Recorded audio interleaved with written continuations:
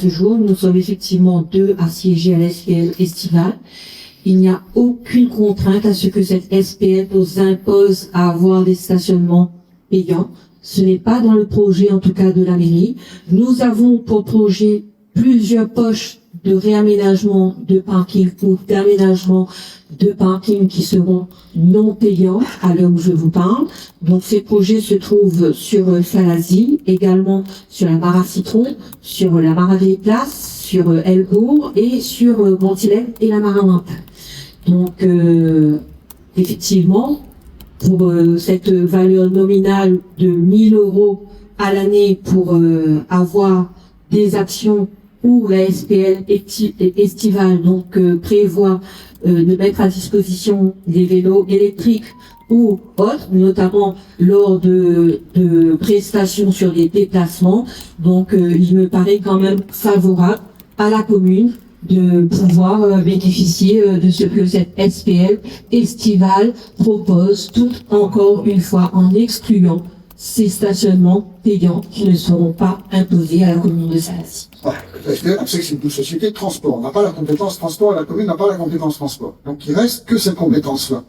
Donc les sociétés de la SPL incluent la gestion et l'exploitation du stationnement payant sur voirie et en ouvrage. Compétence qui relève de la commune, en application du Code général des collectivités territoriales.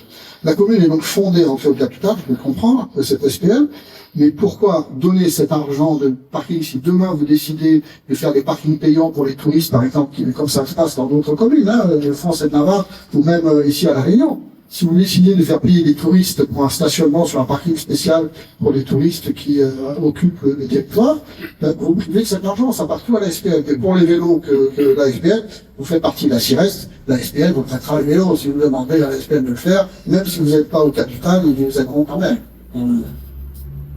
En tout cas, les vélos à partir de la SPL estivale, je ne pense pas que si on n'est pas, donc on n'a pas l'aval de cette SPL estivale pour obtenir cette mise à disposition des vélos électriques, que la CIRES ait une autorité au-dessus de cette SPL estivale, qui est donc là présidée par effectivement un vice-président de la CIRES, mais qui a toute son entité pleine et entière avec un président et ses membres.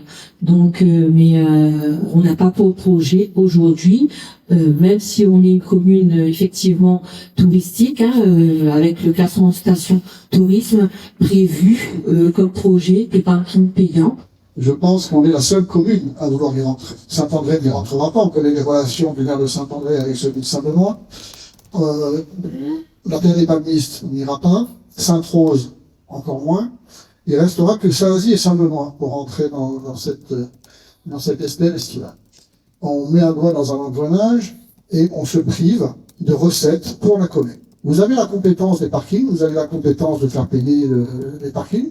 Pourquoi la transférer aux autres, qui sont majoritaires à la CIRES, et qui vont vous imposer le paiement de parking, sans que vous puissiez, vous êtes à 2 à la CIRES, sans que vous puissiez vous défendre et pouvoir agir sur les montants, sur les prix, c'est un petit peu, pour moi, je suis un peu surpris. Je demande aux élus beaucoup d'attention, parce que ce dossier-là est un dossier qui me semble pas encore assez mûr pour que la commune de Salazie soit toute seule avec Saint-Benoît à porter la SPL estivale. Vous savez que quand vous entrez dans une SPL, vous avez aussi les risques d'un déficit de cette SPL et participer aussi à ce déficit.